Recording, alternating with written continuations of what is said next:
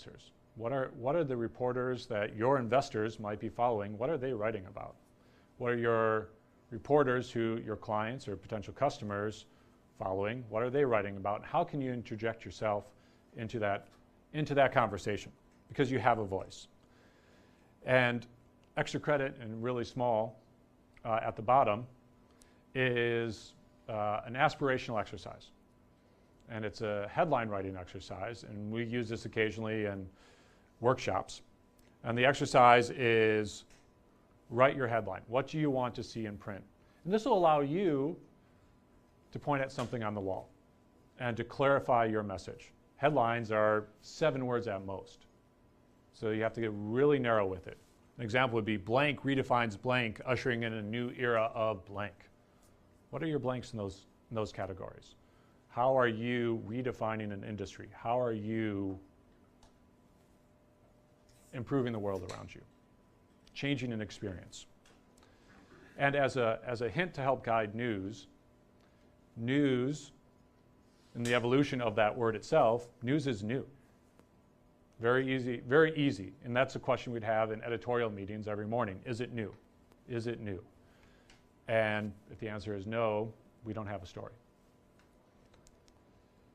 So I want to take you through a low probability press release. And if you've already fallen asleep reading what's on your right, you probably wouldn't be alone. So what's on your right is a press release that maybe even by design might not be inclined to get picked up. It's a municipal press release. Before you even read a headline that is more than 7 words, you have to get through a logo. And here's a pet peeve that I'll point to. A media contact, what's more important than the story itself? The person who you'd have to call to talk to about the story. So that's in the wrong spot, how I might approach it. And press releases should be very clear that they're press releases. For immediate release is perhaps outdated. So too long, full of weeds, buried headline, a boring headline, not personalized, no image, and important to note that reporters never open attachments. So avoid sending attachments to reporters. But send links. You can send links. And again, just too long. So why does this fail? We're going to take a brief moment and explore the psychology of a reporter. So know your reporter. So reporters, especially in today's environment, whether they're tech reporters, whether they're traditional media reporters, or whether they're influencers in your space. Maybe they have a blog that you're interested in publishing on. They're typically juggling between 3 and 15 stories at any given time. So perhaps we'll address it this way. They need to know very quickly what you would like to tell them. So I would read dozens of press releases a day on certain days, and I'd read about 7 words. And I'd look through and see if it's news that day. If they didn't mention my name, if they didn't mention a story I'd worked on, how this story that they're talking about might fit with that, I'd move on in the world. And reporters are judged by exclusives. If you're sending out a press release to 100 people, the value of that press release is diminished 100 times. So there are definitely ways in which you can send information to a single reporter and have that information reach thousands of media outlets. So the Associated Press, Reuters, these are syndicated services that reach the globe. So rethink how you might be doing press outreach. So this would be an example of how I would typically approach media outreach. And I'm just going to walk you through this, and I've redlined some of the intention in the script. So how I approach media relations is a musket mentality, in that you get one shot. And you don't want to waste anyone's time, let alone your time, in pitching a story that might not be the right story at the right time. So plan your approach. So hi, reporter name, I'm the, introduce yourself briefly, and unfortunately they've done polling, and credibility for spokespeople is exceptionally low compared to CEOs and inventors. So if you're you have a greater ability to attract media attention, as opposed to I'm a spokesperson for, that might be put in a different pile. Caught your story on, so you're writing like a human being, you're engaged in their reporting. I'm researching the frontier of blank. I would love to exclusively, and that's just music for a journalist, share with you some sort of engaging collateral, whether it's video. I've added a screenshot here, the newest, latest, first, so kind of meeting that criteria for new, of its kind, and then deliver. You know, there has to be a there. And here's the link to my latest, and I'll show you an example of some media collateral in this next slide. I'm available, so you're showing an interest. And then let them know that this is a perishable moment, that you will not sustain this exclusive opportunity for an indefinite period of time. So let them know that if they'd like to be in contact, that's fantastic. Otherwise, you'll keep them informed with the latest in their lab. And as a reporter, I've often been approached for one story and wanted something else from them for a different story. When I was working at geocaching, which is the tech startup I worked at, I pitched Reuters on a story, and they weren't particularly interested, but I also then gave them, as you see here, 3 other bullet points. You know, we're also launching on the new, the story level, launching on the new Microsoft phone, so we're a launch partner for Microsoft.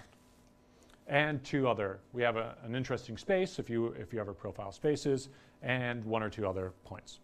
And he picked me up on the Microsoft story. So not what I intended, but he knew that I was willing to work with him on additional stories. So we made Reuters and more than 800 publications around the globe related to this one story, because I wasn't focused on my niche story. I was focused on making it into the media. And then in that story, we had the 1 bullet point we wanted to share about our product, which made it in the story as well. In that example, you're assuming you know these reporters, but if you don't? If you don't, I think this still applies. Okay.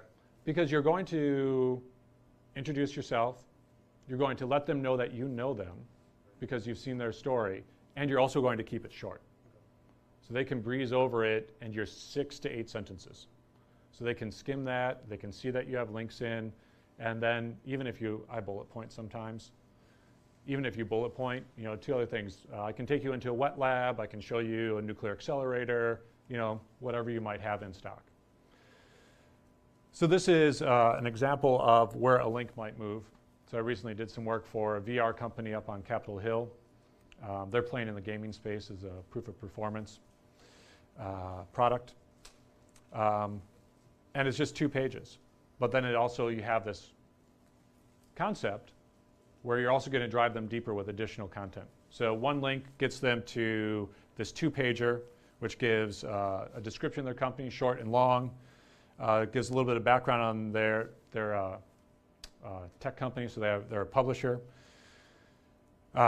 Release dates, their website where you can find them on social, some features about their product, and then backgrounds.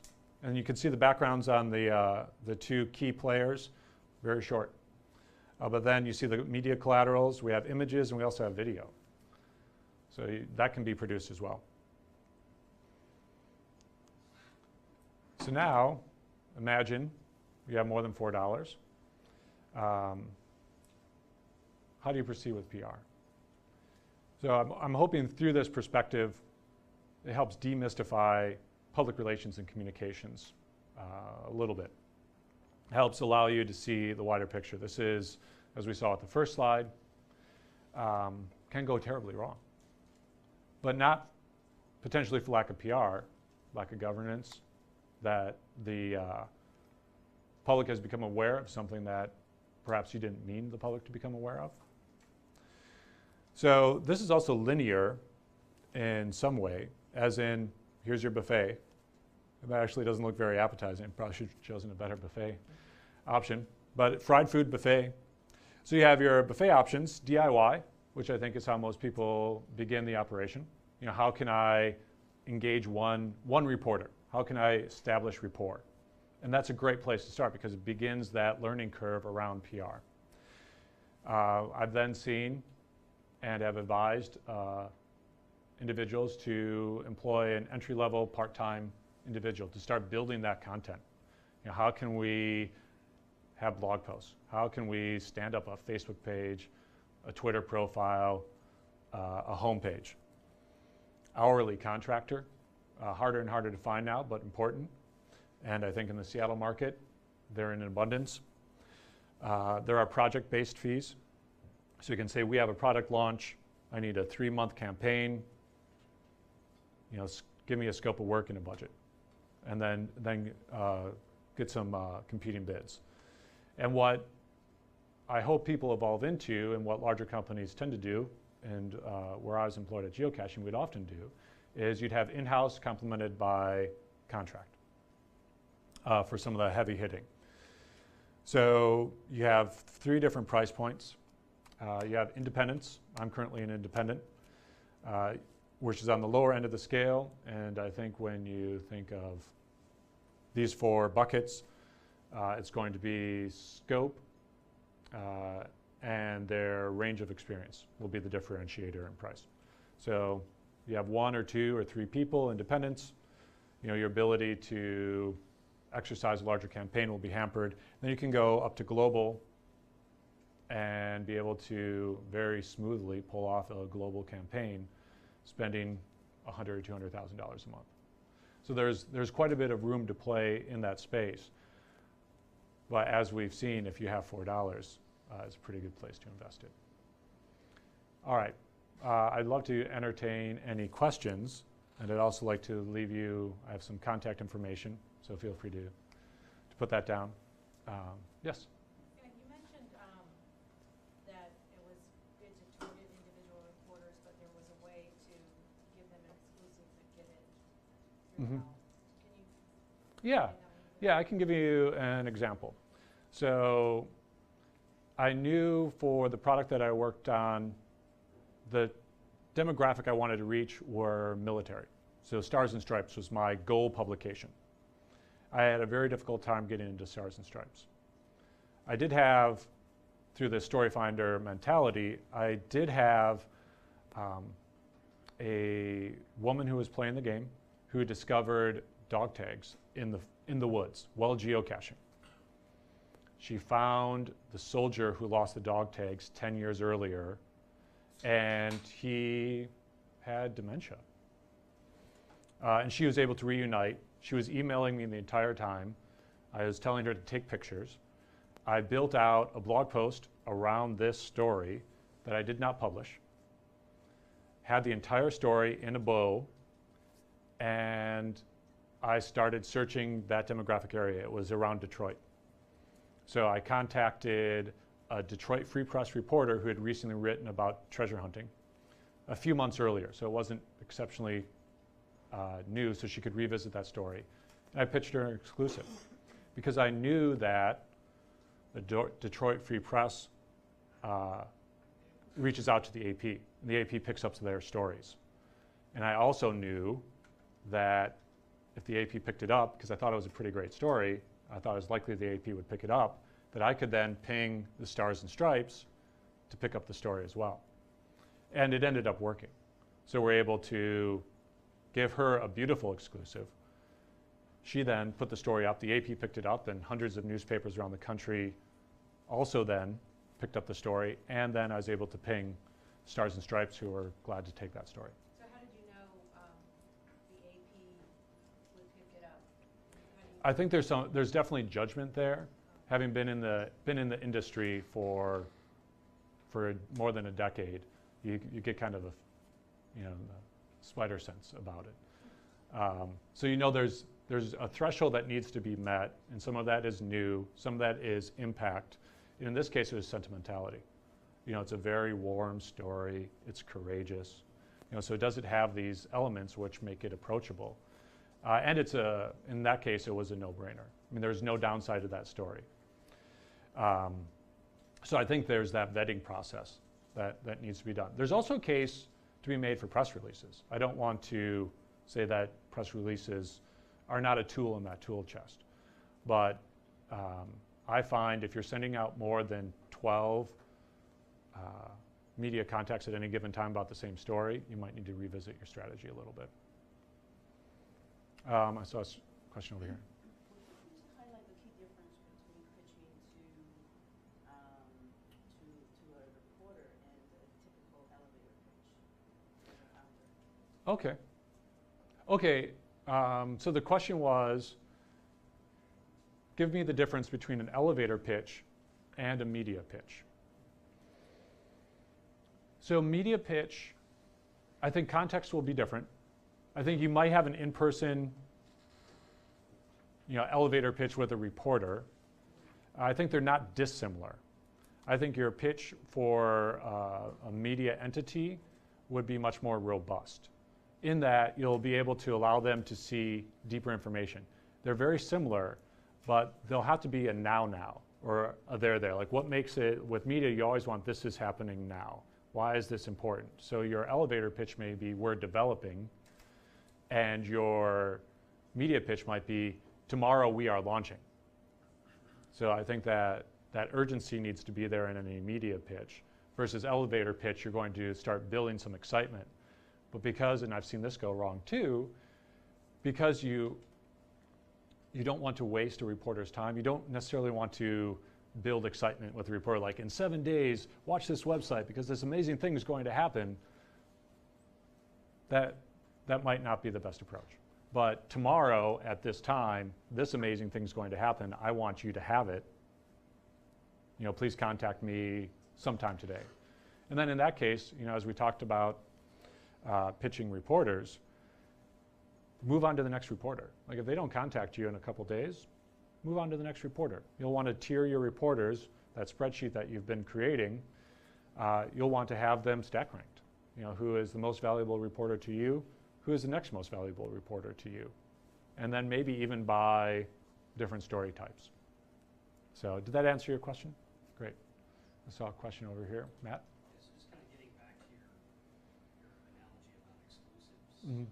So what if the release is something maybe a little bit, it's not a super unique story. Maybe it's actually a launch announcement for your company, Mm-hmm. funding announcement or something that you want really broad coverage on. Is there still any value in exclusives for something like that, or is it better to just try to get it out to as many people as possible at the same time? I would take a two-step dance approach to that. So GeekWire loves launches, loves funding a little bit more, loves launches. I would give it to them until X period of time, and as soon as they publish, I'd then send a press release. Because it will not diminish the value to the Wall Street Journal if GeekWire published it 5 minutes earlier. So I think you can, if you want to lock up one for sure media outlet, and I've had press releases, and I think every PR practitioner has, that have not been picked up. So there is a chance that they just drop, they just fall, and you don't get pickup. So I think you'd want to hedge your bet a little bit, secure one placement, and then send out a press release more broadly. You can pay for a service that will ensure that there's pickup. So that was kind of my follow-on Yeah. question. We've developed a media list that's it's got a combination of some general media, but mostly in our industry. When would you maybe augment that with paying for Business Wire? Mm-hmm. PR Newswire. All right, so the question here is when to offer an exclusive, when to send a press release, and when to pay to have your press release sent out on a wire service. So a little background on wire services. Wire services guarantee that your press release will get pickup. And they do this through relationships with media websites, and they're published and searchable. They're not often on the front page. So you'll find them on the back pages of KHQ in some city you haven't heard of. But you might find them in some very prestigious publications as well, Bloomberg. And then in a media play, you can take that badge from Bloomberg, put it on your website, and say, as seen in Bloomberg. So there's definitely a value to it. Price tag is $750 north per push of the button, per release. You can spend a lot more. You might be able to spend a little bit less depending how you segment. Which service was that? I'm sorry. So there's PR Newswire, there's Business Newswire, and you can create an account and you can send out a press release. And it will get pickup. So it's great searchability. So then that's the three-step process. I would definitely, and I've used this before on news that isn't news, but is news to me, I would use a PR Newswire, Business Newswire, or Business Wire. That would be talent acquisitions, new VP of X, or there's a lot of news that's actually new, so I might try that route first. But there are some moments where you're like, I want people to know this, but this is hard to get into a news publication. Was that helpful? Yeah, so like a funding release, so say you just closed a seed round or a series A Yeah. or something. But GeekWire would love to pick that up. They love the funding rounds. So I would try one guaranteed, lock in one media outlet, and then send out a release after it publishes. And even, track it, keep refreshing or set up an alert, and as soon as it posts, hit go, and then send it out to, where your investors read, because we want to follow up on that. Mm-hmm.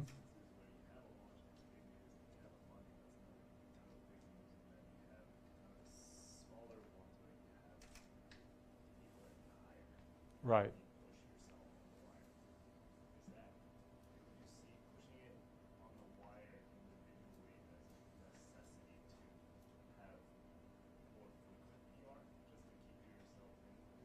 Okay, that's a great question. So we're talking about PR cadence. How often do you send news out to the media? I'm just going to put this down real quick. I think the answer to that question is maybe a little broader, where when I onboard clients, one of the first steps is we build out a PR calendar. So we look at where we can be in the media because we want to establish a cadence. So your question is right. Like you don't want to have two press releases. We've acquired funding, and now we've launched, and then hopefully we sold. Hopefully there's 3 press releases all told. But you want to maintain a cadence to the media. So there's a lot of investigation and discovery in how can you maintain that cadence. Maybe it's through innovation. Maybe it's through new offices. And as we're story finders now, ideally, where else can you find a story when you're in these troughs of media awareness that could get your name in the media? Do you have someone on your team who's something? Is there an angle with maybe not your innovation or your business, but something around your innovation and business where you can be an expert on? Can you sit on a panel, and is that worth a press release? Can you have a speaking engagement and put that in a trough and then send out a press release about your speaking engagement and let people know where they can find that video? So there's definitely a cadence, and there's some creativity involved in how to maintain media awareness. So not an easy answer, but I think you're definitely on the right track with wanting to maintain not just 2 releases a year, but having much more of a broader awareness in the media. All right. You mentioned LinkedIn and your must-dos. Mm-hmm.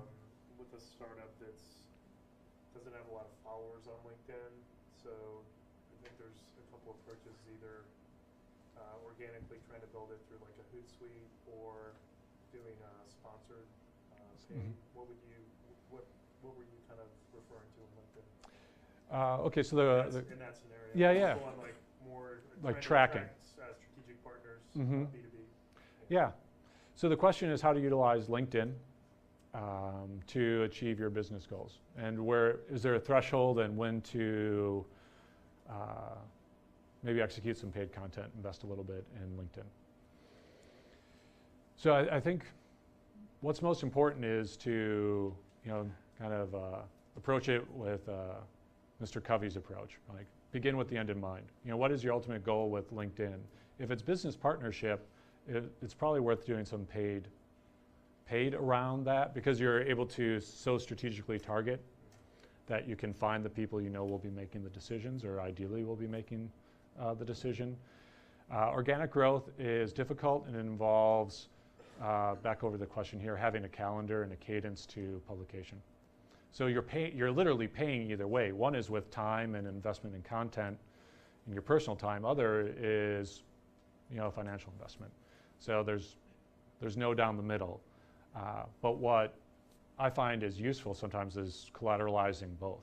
Producing content and then paying to raise its awareness is also useful. So a little bit of both. Yep. All right, good question, Dan. Thank you. Yeah.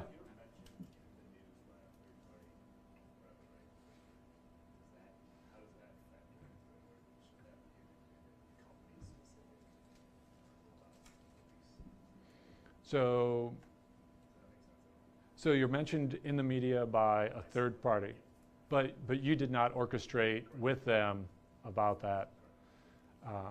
And how are you?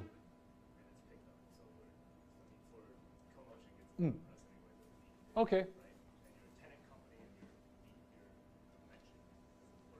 Yeah.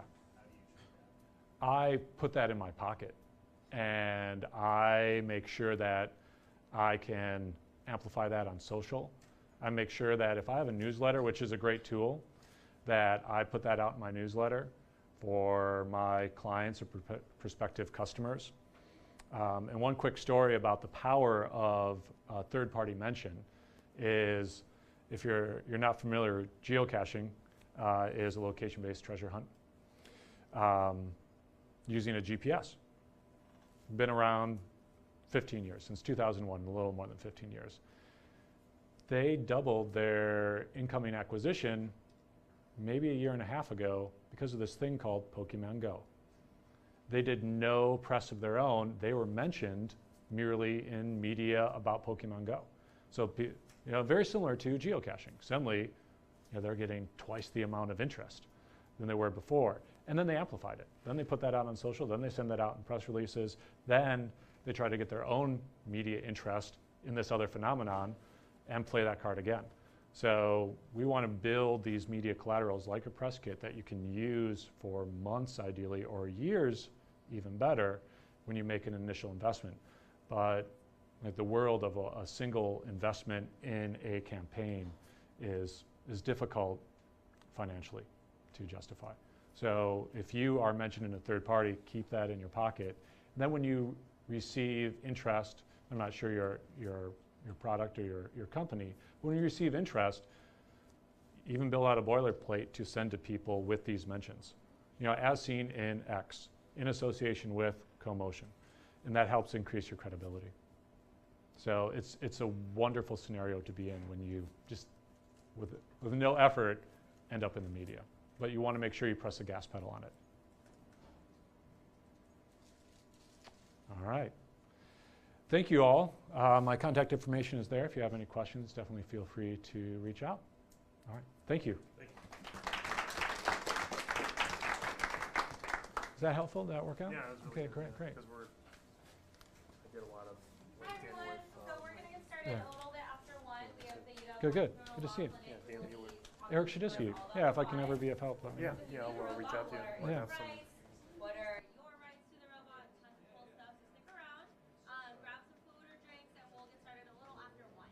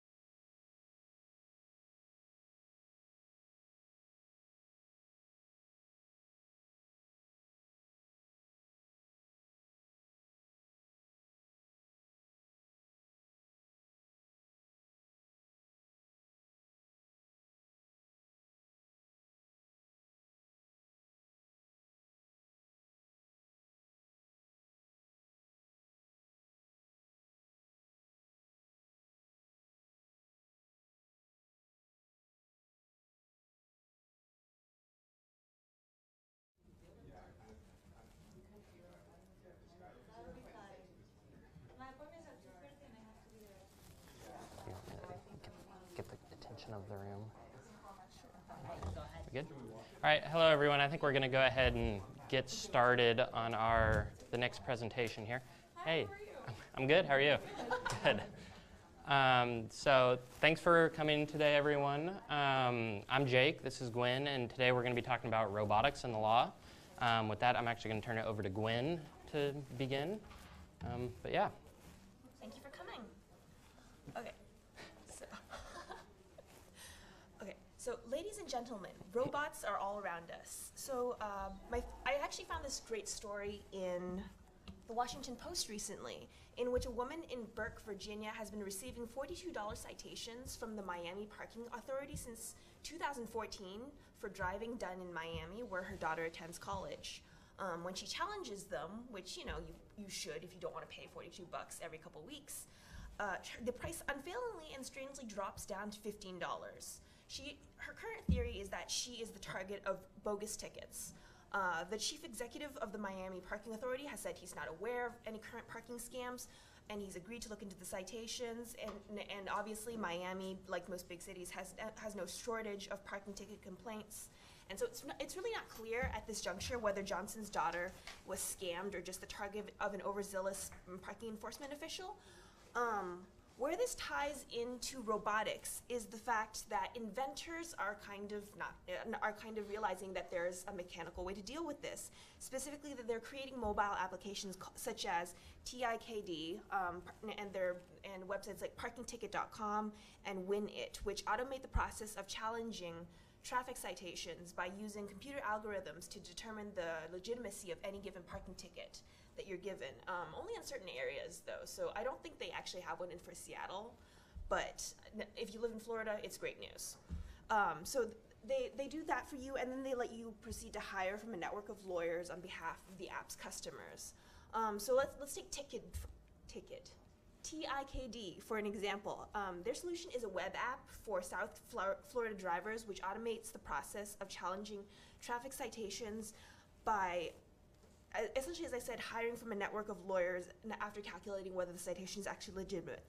The company currently works most on traffic citations, with exception of criminal fines, DUIs, and anything received by minors.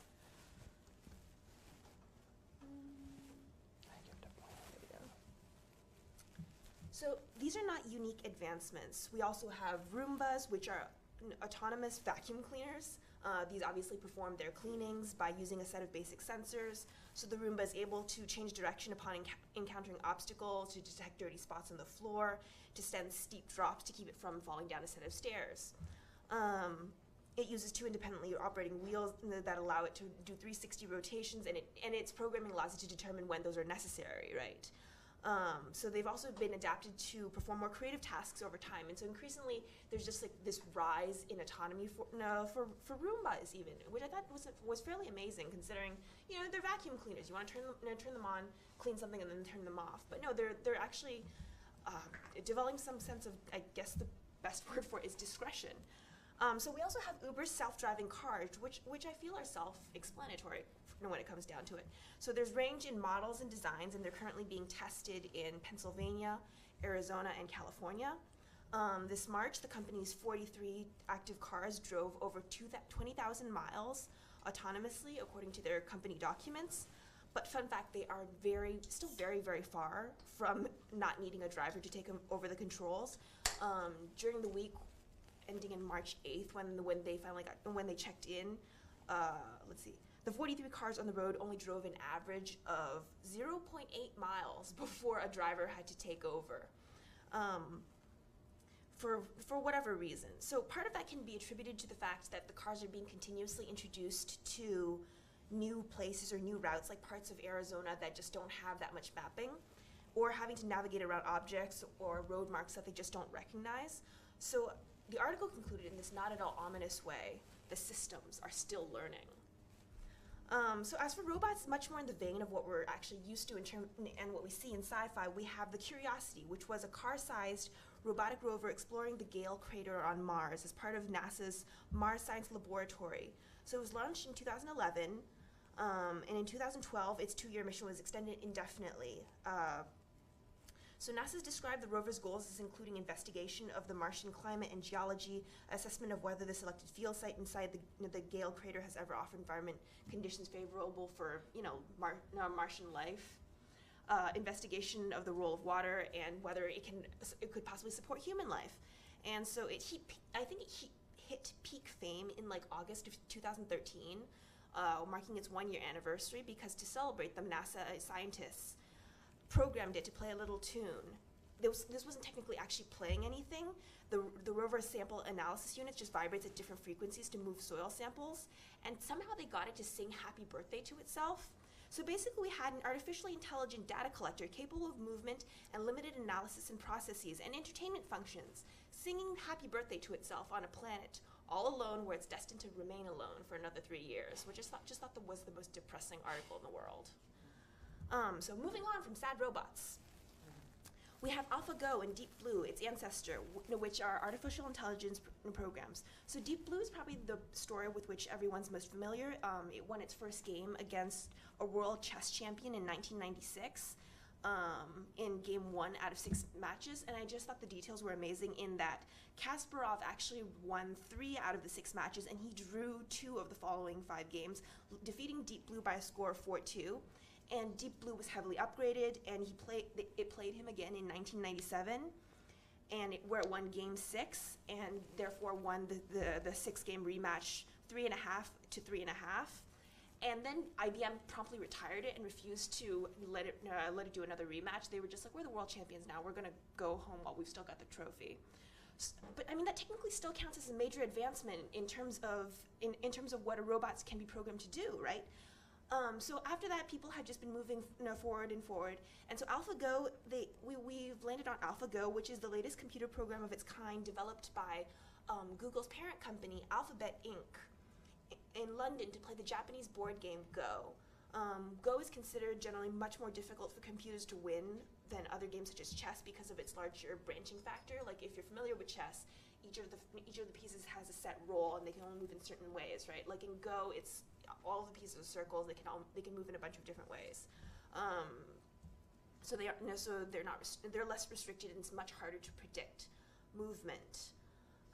So in March 2016, AlphaGo beat human professional Go player in a 5-game match without handicaps on a full-size 19 by 19 board, which was the first time that sort of achievement has been made. And so the point I'm trying to make is that we are moving from very obvious physical machines making obvious physical movements like the rover, the Roomba, and self-driving cars into virtual territory. And I'm still calling all of these robots, even though some of them might come off as something that we would normally call programs. To keep that theme going, let's talk about the type of bot that everybody's already familiar with, even though they don't have a physical form. Twitter bots. Right, so there's this account called Real Human Praise on Twitter, which was created in 2013 when popular television host Stephen Colbert, in furtherance of a skit satirizing conservative pundits on the Colbert Report, created an account on Twitter which posts a status update once every 2 minutes, swapping in the names of personalities on Fox News for movies reviewed on the website Rotten Tomatoes, although I suppose they'll have to reprogram it now to make sure that it doesn't mention Bill Riley. So all of that obviously comes down to a really weird question of what exactly is a robot? I mean, you have actual physical machines, you have programs. At what point does something stop being a program that happens to be making a lot of complex decisions and start being a robot, which should be subject to laws and rules like a robot? We'll get to the idea of why the government should probably regulate robots in a second, but we have to acknowledge that it's important for people to establish what exactly a robot is and establish boundaries around it before we start trying to govern it.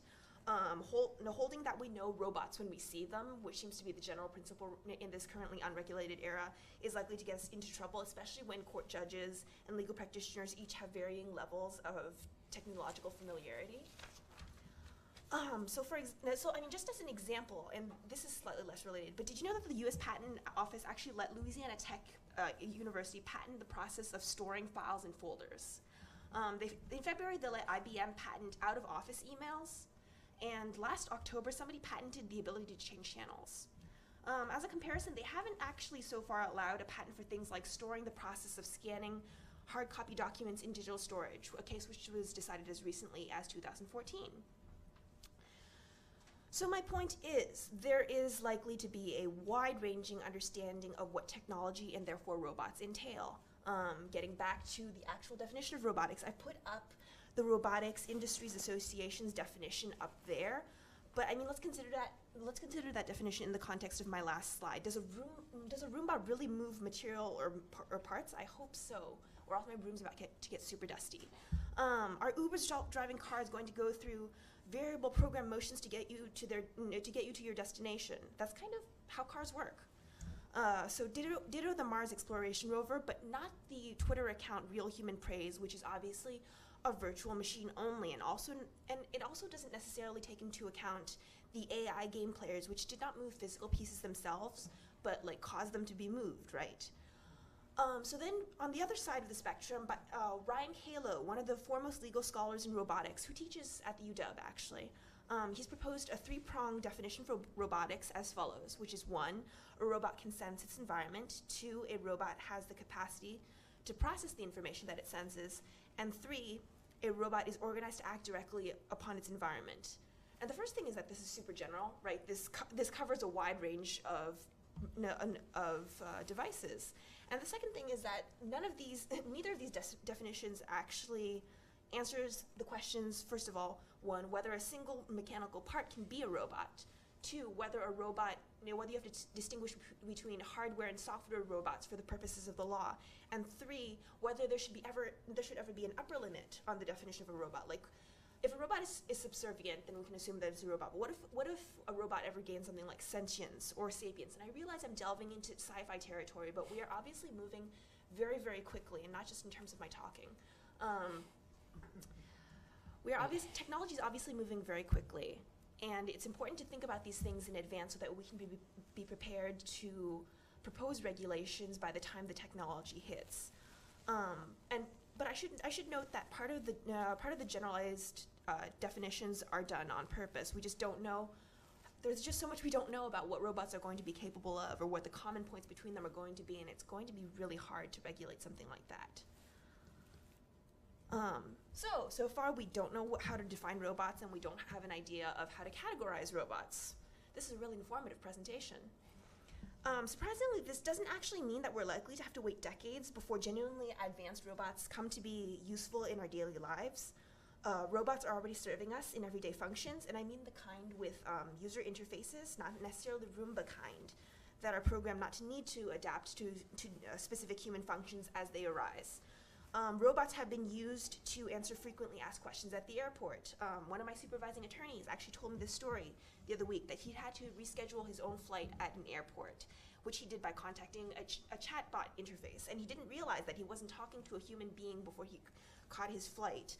Like, he didn't realize it until after the fact, because it was just very polite and very convincing. And I mean, to a certain extent, customer service is also meant to be similarly generic, right? So I think this is becoming the most prevalent and common use of robots in modern businesses. But I mean, you also have the fancy full-fledged robots with bodies to actual programs, right? So I put up a picture up there that is actually now designed by Aldebaran Robotics, and it costs about $8,000 USD. It's currently employed at the Tokyo Mitsubishi UFJ flagship branch, their bank, which is a bank. So now speaks Japanese, Chinese, and English, and answers and basically just wanders around the bank, like approaching customers and asking them if they have any questions, and answering very basic questions about how to open a bank account and more stuff like that. I mean, there are also more generic examples, like app creators have also created frequently asked robot questions to illuminate basic concerns. I think there is actually a website that has a chat interface that answers basic questions about that helps you identify whether you have a scam ticket or an actual ticket or not. So just to tie that back to the beginning of the presentation. So robots are also used more obviously in a more limited programmable capacity in manufacturing. In the auto industry, manufacturing robots can account for more than half of the labor.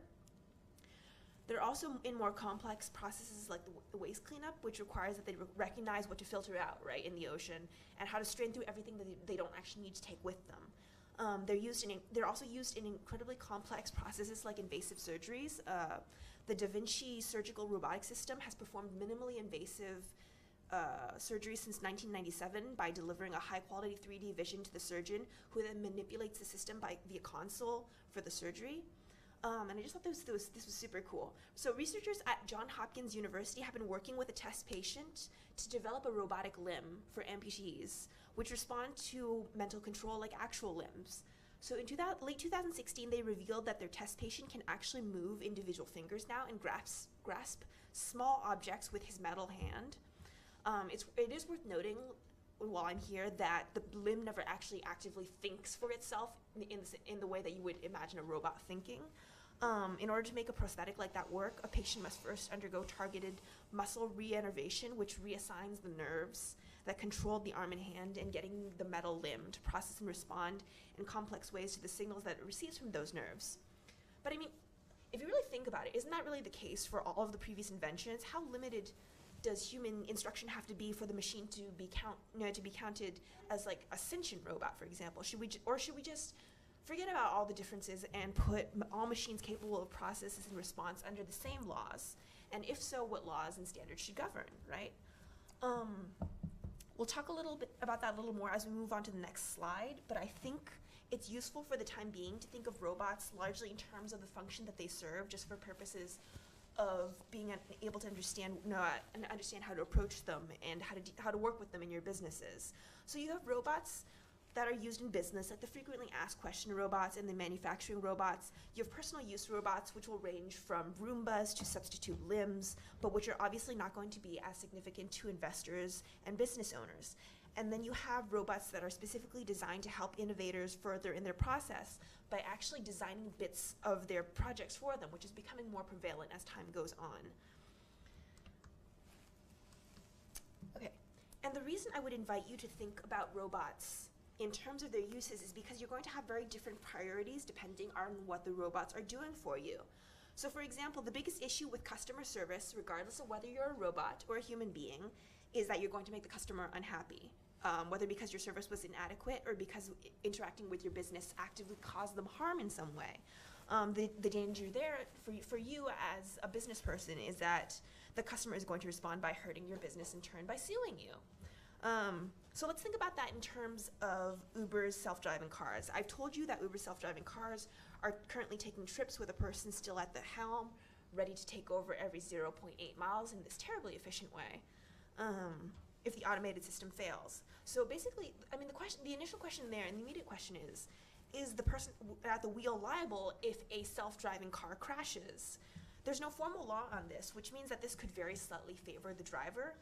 Historically, a driver could not be held liable for a sudden, unanticipated failure of their equipment during operation of a vehicle unless such failure was very foreseeable. Negligence must be proven by direct or circumstantial evidence in order to establish liability. But the question obviously comes into bigger perspective when you look at Uber, because we just don't know what Uber's driving system is capable of. Basically, how can we foresee failure if we don't know the limits of what the system is supposed to accomplish and how to account for those flaws? And you can just get deeper and deeper into the rabbit hole that way. Assuming that we reach a point where the law says, okay, you've created a system that does not require that you pay attention to the system's driving, the standard of negligence needed to prove that you were liable for a crash becomes a little bit different. What I'm saying is that there's no current law for robots, but we've already carved out a place where you could theoretically go ahead and blame a robot because you're incapable of blaming the driver. Let's note the fact that I'm not saying that it's possible means that it's at all likely. There's literally no case law at the moment to support the facts either way. But it's not impossible, and it's becoming increasingly something that we have to think about as we start to interact with robots more and more in our daily lives. And even if you assume that the robot was at fault, who do you blame in the crash when you say that you're blaming the robot? For every single robot, there's literally, there's basically 100 entities that got the robot to where it is to serve you. So can you sue the company that owns the robot since they should have known that it was capable of such failures before putting it on the road? Can you sue the inventor who designed the robot for failing to put in the adequate safeguards? What happens if you're not talking about just one inventor? I mean, right now, everybody's super eager to get robotics ahead, to get to the point where we have stuff like Baymax wandering around on the streets. So so there's this thing called open source software where people will actively share the coding behind their robotic projects with each other. So what happens if you have like hundreds of contributors to this one piece of software that eventually led to a crash, right? Do you blame all 100 inventors? So typically this comes down to the same standard of negligence, but the problem is that unless you're talking about negligence, which I discussed briefly earlier, companies tend to be suable only under the law or under the representation that they made to their customers when their customers signed on to their service. And businesses will vary their agreements from company to company, so that it's impossible to make generalizations about the point at which they would become liable. And it's just very clear that we just do not have the regulations to handle robots right now. We just, as I've repeated often, we just don't know enough about future robots to determine the regulations under which you'll be able to file a suit, which makes this feel particularly dangerous when it comes to legal issues, because like I said, people are super enthusiastic about robots right now. But to distill all of that down to a single point, liability for robots is currently very unclear. Academics have theorized that robots will be treated as agents under future law, and so bounce up liability up to their owners, but given the unknowability of advancements in science, it's not really something you can count on. But something that I thought was fairly interesting, fiction which once dreamt that we'd only reach strangeness in imaginary worlds has begun to feed into reality. If you're familiar with the works of Isaac Asimov, he wrote this very famous series called Foundation, I think, in which he established the 3 laws of robotics. And Germany's Minister of Transportation has actually proposed adopting those 3 laws incorporating those 3 laws into their regulations for autonomous cars, and creating an ethics commission to make sure that all autonomous cars in Germany are sticking to these 3 principles, which are: 1, it is clear that property damage takes always precedence of personal injury for autonomous car programming. 2, there must be no classification of people, for example, size, age, and the like, which, to be clear, means that the car is not allowed to see that it's got 2 paths and an old lady standing in one and a child standing in another, and think to itself, the child has longer to live, I'll just hit the old lady. Like, it's not allowed to discriminate like that. The third law is, if something happens, the manufacturer is liable. But I mean, this is Germany, and also using sci-fi as precedent is not really legal standard, so it's not really something we can rely on happening in America. So that was a very long spiel about liability. Even assuming that you're not concerned about liability at all, let's say you have a team of lawyers who are just going to handle all of that for you. You still have other issues when it comes to robots, which is protecting the robots themselves. So you have this great robot who does all of these secret processes for your business. How do you protect it from having others steal the intellectual property that you've invested in that robot?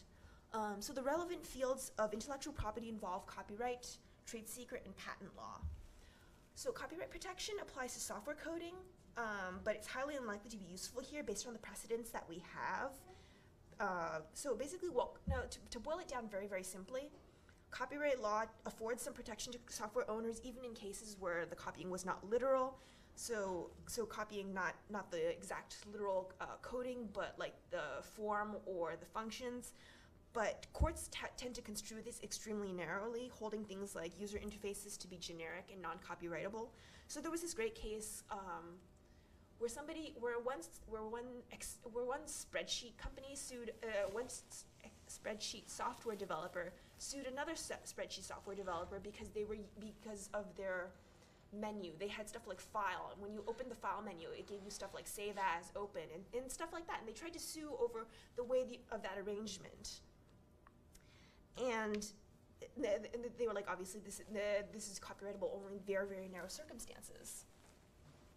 So basically, while copyright law would prevent someone from ripping the coding out of a program of a robot that you use for your business for their own purposes, it doesn't necessarily stop someone from looking at your robot and saying, okay, this robot is capable of picking up trash with a stick, searching for metal underground, and sifting water. I'm going to use similar software to design a robot that does exactly the same things, and then I'm going to offer this service for cheaper. Basically, it's not without controversy, but copyright law is not necessarily what you want to help you in terms of robotics. Trade secrets are a lot more flexible. Basically, all forms and types of financial, business, or engineering information, etc., can be potential trade secrets as long as the owner makes a reasonable effort to keep the item a secret, or it derives independent economic value from being kept a secret, so that nobody else in the profession can take advantage of it. The even better news is that trade secrets cost nothing to maintain, no maintenance fees. But a trade secret obviously does not give its owner the ability to exclude other users based on the nature of the secret. So if somebody else discovers hits upon the exact same coding that you happen to use for your robot, you can't sue them the way you could under copyright and say, this was my trade secret first, get out. They have the exact same right. So once your trade secret is out in the open, its protections are gone unless you can prove that it was wrongfully exposed. So security is both its best and worst feature and not necessarily the most flexible one for a business owner. And then we hit patents, which is surprisingly more complicated than anything I've been talking about so far. So I'm going to hand it off to Jake. Hi, everyone. So I'm the patent guru of the team. And I should have said this at the outset, but Gwen and I are actually both students at the University of Washington Law School. As part of the Entrepreneurial Law Clinic, we advise pre-formation and startup companies. So I will do the shameless plug of if you want more legal advice tailored to your needs, apply for the clinic. It's really great. With that, I'll be discussing some intellectual property considerations as it might apply to your company if your company is involved in robotics. IP is a very valuable commercial asset. Oftentimes, tech companies, the majority of their value lies within their IP.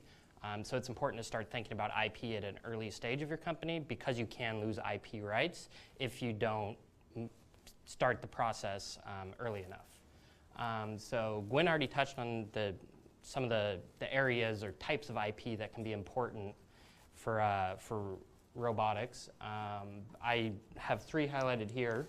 Does this work? Trade secret, utility patent, and design patent. Gwen already talked about the definition of a trade secret. Essentially, any information can be a trade secret so long as it gives your business an economic advantage by not being known or generally knowable to the public. Essentially, that means you have to have a secret, and that secret has to give you some advantage over your competitors. All you have to do to maintain that secret, or all you have to do to maintain that information status as a trade secret is take reasonable efforts to maintain it as a secret. I don't want to get too far into the weeds on any of these legal definitions since this is more a broad presentation on robotics, but I'll be happy to answer specific questions after the presentation about it. Next, we have utility patents. That's going to be where a bulk of your protection comes in. Patents probably give you the strongest rights of all forms of IP. It protects things like new functional items, and is probably the form of IP that most inventors out there are most familiar with. Design patents, this is a third category that's often overlooked. Design patents protect like the look or a new ornamental design. It's separate from utility patents because they don't protect the functionality of an item, but instead protect the look. So it could protect a competitor from making an item that looks exactly like yours but might be inferior in functionality. So that can be an important type of IP that you should also consider. So going on the next slide, if you have a robot or an invention in the field of robotics and you're trying to decide what forms of IP should I use to protect it, well, the smart answer is you'll probably use a combination of lots of different types or forms of IP. I listed 7 factors here, kind of like just to think about when you're trying to decide whether to go down the trade secret or utility patent route. I'll walk through them very briefly. So the first is projected useful lifespan of the technology. Obviously, tech companies innovate at a pretty rapid pace. What's the hot new tech today will be obsolete in 20 years. And the reason why this is important is patents have a term. They don't go on indefinitely. Trade secrets do go on indefinitely. So if you innovate a method, for example, a method of manufacturing, that's going to be useful for an extended period of time, why then you might want to consider holding that as a trade secret. This isn't as implicated by new actual product technology, but it is an important consideration. The second point is whether you're going to be using it publicly or privately. And by this, I mean privately, like behind the scenes as a way of manufacturing something. And the reason why this is an important point to make is trade secrets do not protect against reverse engineering of the product. So if your product is a product that you sell to a customer or is even customer facing, then a holding that invention as a trade secret will not protect you from having other people reverse engineer that, in which case a patent might be the better route to go. However, patents aren't as broad.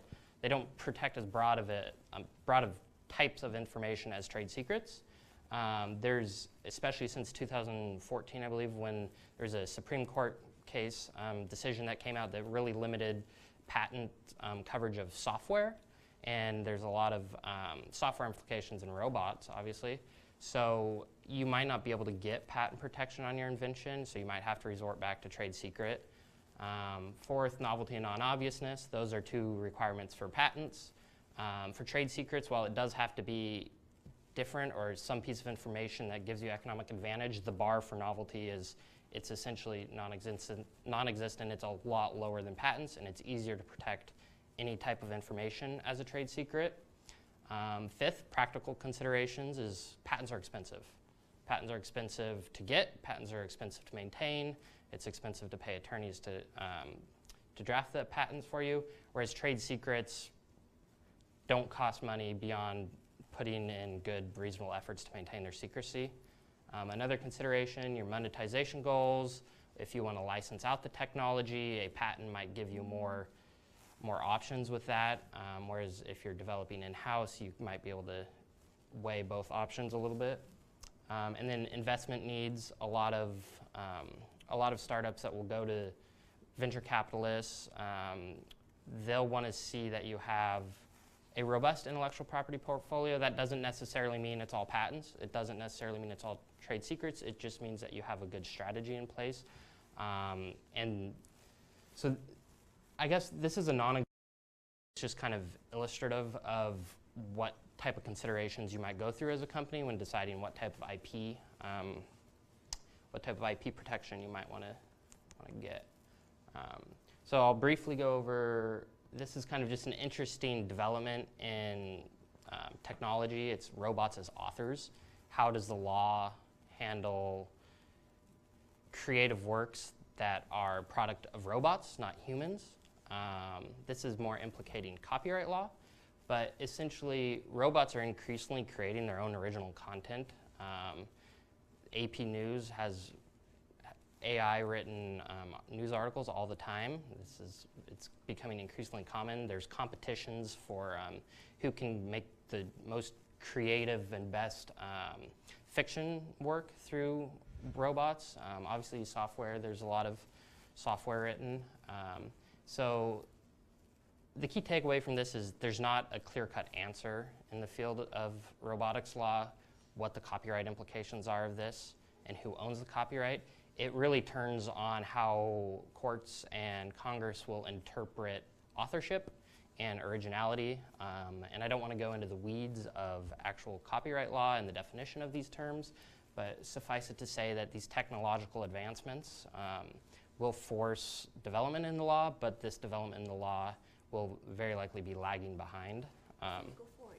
Can I just interject a really quick anecdote? Yeah. Okay, so there is actually, this is not technically part of his presentation. I just thought this was interesting because robotics academics are looking into this as a sort of thing. So there was this case about a year or two ago in which a monkey took a selfie at the zoo, and then the zoo tried to take copy. I think the photographer who actually owned the camera tried to take the copyright over it because monkey selfie, that's actually really cool. And the zoo tried to claim, well, we are keeping the monkey, and therefore we own this with the copyright of this photograph. And it was held in the end that the monkey was not in a creative frame of mind when it took the picture. So they're theorizing that robots are not going to be able to be creative authors because, like the monkey, they just don't have that creative frame of mind. But obviously, as works get increasingly more complex and less just like point and snap, it's going to be a bigger issue. But yeah, I just thought that was super odd and something to keep in mind when you're talking about copyright and robotics. Yeah, it's a very interesting case. You should, if you're interested in that kind of stuff, it's a good read. But anyways, that's all I have on IP and robotics, but as I said, feel free to come up afterwards and ask me specific questions. There you go. Okay, so Jake covered a lot of the complex issues, but obviously that still leaves two questions when it comes to robots in practice. One which is, should robots be allowed in situations in which being faster than human beings provides an economic advantage? We talked a lot about how robots have been used for business purposes, but those were largely in the sense that they interacted with the customer, right, for the benefit of the customer. So you currently also have robots that operate on behalf of businesses, sometimes in ways that customers would argue are against their interests, which is how you get stuff like ticket scalper bots. So ticket bots are bots that are programmed by vendors to track ticketing websites. As soon as tickets to live events open up for sale, they grab them at the base prices within seconds of opening, practically, and then they resell them for like enormous markups on sites such as StubHub. So obviously there's not a clear-cut answer to a lot of these, but there is one in this case. So the practice of automated ticket scalping was made illegal via the Bots Act, which was signed into law by President Obama in December 2016, which was addressing a huge issue because the New York Attorney General's ticket sales report at, I think, the end of 2015 found that tens of thousands of tickets were snatched up by bots and were marked up by an average of 49%, which is a huge ripoff. To use a professional legal term, for consumers. So the Better Online Ticket Sales Act, the Bots Act for short, makes it illegal to bypass any computer security system designed to limit ticket sales for concerts, Broadway musicals, and other public events with a capacity of more than 200 people. Violations will be treated as unfair or deceptive acts and can be prosecuted by federal commission, by the Federal Trade Commission, or by the states. But what I really want to focus on here is that it carefully skirts around the question of what is a robot, right? Because the law doesn't want to answer this any more than inventors have to deal with it themselves at the moment. And while I was doing the research on this, I ran into a really great quote from Lin-Manuel Miranda, who created the hit musical Hamilton. You shouldn't have to fight robots to see something that you love.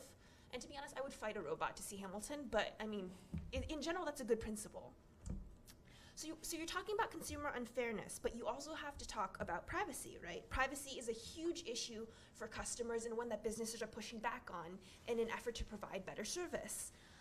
So you have these automated processes implemented using a bot or a web crawler as they download the content of a page and search and reformat its data and copy it into a spreadsheet and so on and so forth, which sounds really boring, frankly, and innocuous, until you realize that stuff like this also applies to data such as your LinkedIn profile and your profiles across the web. So a web crawler could go across the internet, copy names and phone numbers or companies in the URLs to a list and do content, and that's actually a process formally called content scraping. So considering the number of websites that require that we actively keep our profiles public and open to anybody capable of Google searching, this is obviously a huge privacy issue just waiting to happen if a scraper compiles from multiple sites. And obviously the next question is this legal? Website owners have traditionally used three major legal claims to prevent undesired web scraping. One, they use copyright infringement claims. Two, they use violation of the Computer Fraud and Abuse Act, just because that's an act that was incredibly broadly drafted. And three, they use trespass to chattel, which is just like virtual trespassing, basically, in the way that it's developed. But because this is so new and because technological familiarity varies across the field, how effective these claims are actually varies from state to state. Let's take copyright, for example, because copyright is cool.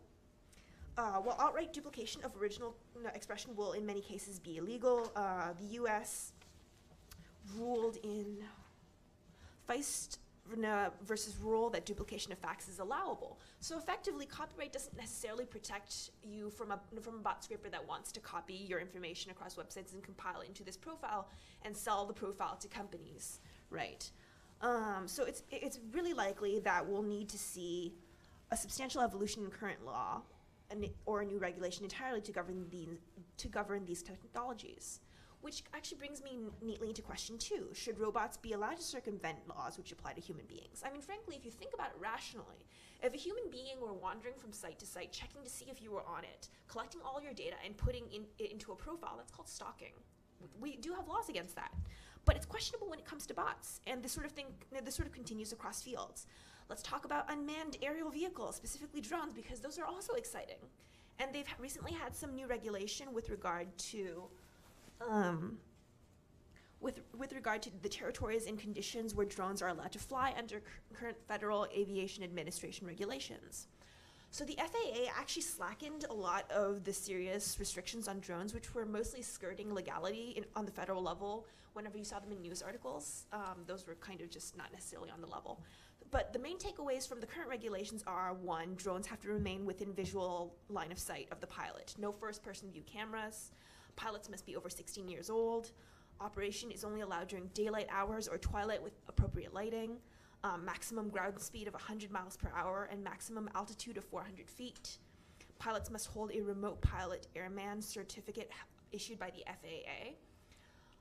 And if you take 2 seconds to think about that, you'll notice that these rules do not cover traditional model airplanes, nor do they apply to the most relevant of Seattle operations, the drone delivery operations that are currently being developed by the likes of Amazon and Google. That's probably because these are based on using autonomous technology guiding the drones rather than human pilots, obviously. So instead, these rules are strictly limited to governing simpler tasks such as surveying, real estate photography, and site inspections, which is not where most of the interest lies. So this is a work in progress, and they're generally relying on states to cover the rest of it, because states are developing state privacy laws. I think Florida recently just came out with a law back in 2015 where they determined that drones were not allowed to fly near personal residences and take pictures of the people inside. Like, you cannot take pictures of private residences. And I think they made that an issue because a lot of celebrities summer in Florida. But I mean, I think, what was it? 36 states have or are considering similar legislation. So it is on the table in a majority of states right now. But the issues with robotics don't actually stop there. I touched on open source robotic issues earlier, but before I get into that again, let me just provide a very brief definition of open source at its most general. Open source software is computer software with its source code made available with a license online, generally online. I'm not quite sure why you would be distributing hard copies of software, although I guess you could. In which the copyright holder provides the rights to study, change, and distribute the software to anyone and for any purpose. Open source software may be developed in a collaborative public manner. There's this organization actually called the Open Source Directive, which provides a much more thorough guideline, and it's not legally necessary that you get their certification to be counted as open source, but they are the gold standard, and it is generally considered a mark of trustworthiness to have their approval. And they've provided 10 specific factors, which include fairly general stuff, very specific stuff like you must freely redistribute. Like anything you build off of software that you want to call open source has to be free to give to anyone. So the program must include source code and must allow distribution in source code form as well as in compiled form. The license must allow modifications in derived works and must allow them to be distributed under the same terms as the license of the original software. The license must permit distribution of software built from modified source code.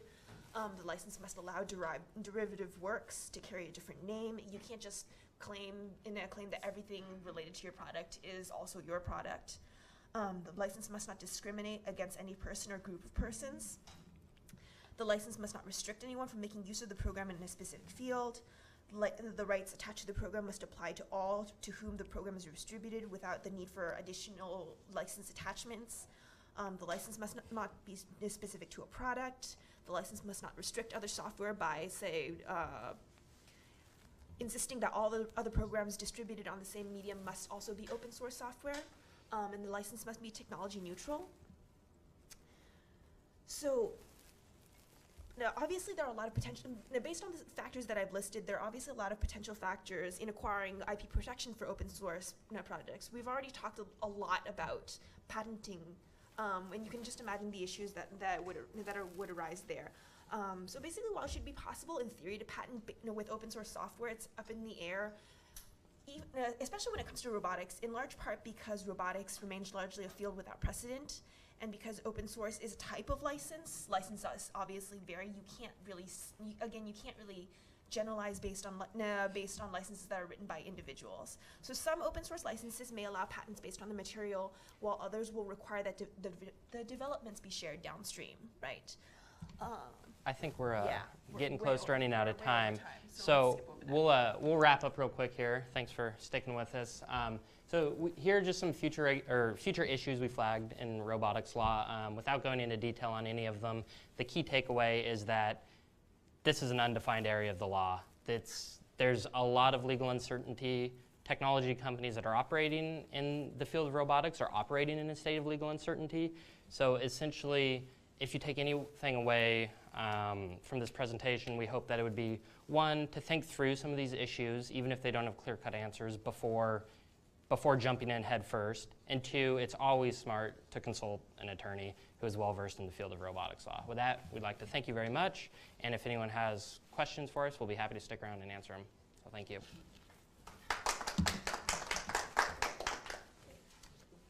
Anyone have any questions? Or?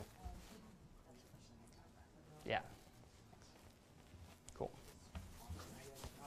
There's a project called Akano project. I don't know if you guys heard about it. Akano project is autonomous recombinant particle